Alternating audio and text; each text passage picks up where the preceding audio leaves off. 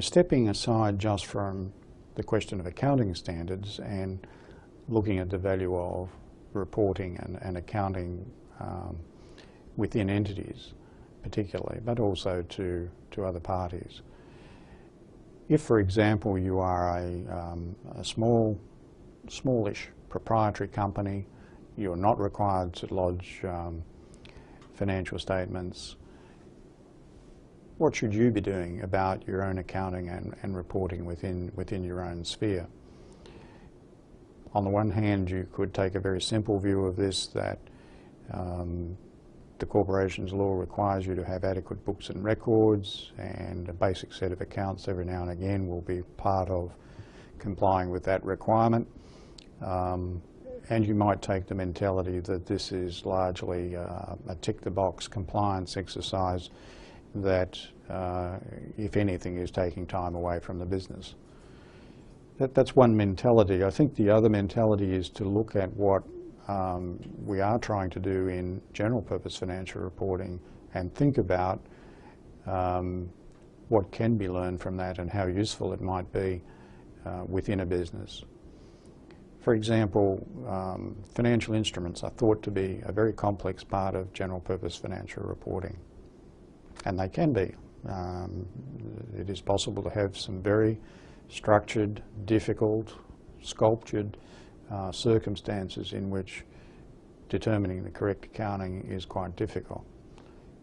But the basics of that area are things that I think any business would need to think about. Every business will have financial instruments of some sort. They'll have receivables or payables, which are plain vanilla financial assets and liabilities, and the accounting for those is no different than you would be familiar with from the viewpoint of your mortgage on your own house. So there's nothing particularly complicated there. But as soon as you start to enter into other types of instruments, you really do need to pay attention. There is nothing to stop a small business actually holding almost inadvertently a derivative that could spell the end of the business. We've certainly seen examples of small entities with fairly exotic derivatives, sometimes blissfully ignorant of how exotic they are. But just as a large business can be blown out of the water with a derivative, so too can a small one.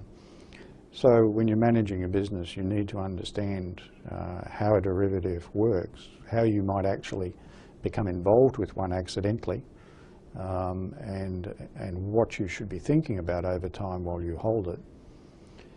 When I say you can have these accidentally, one of the most common sources of derivatives are to be found in the small print of contracts, either for goods and services sold, or for financings received, or in the context of maybe acquiring another business.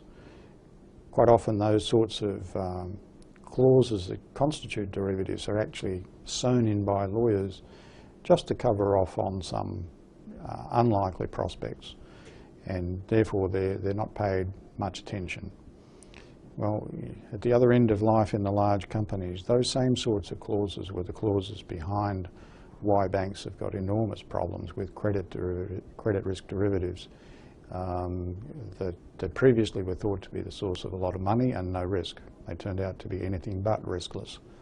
So there is something to be learned even at the most complex end of life.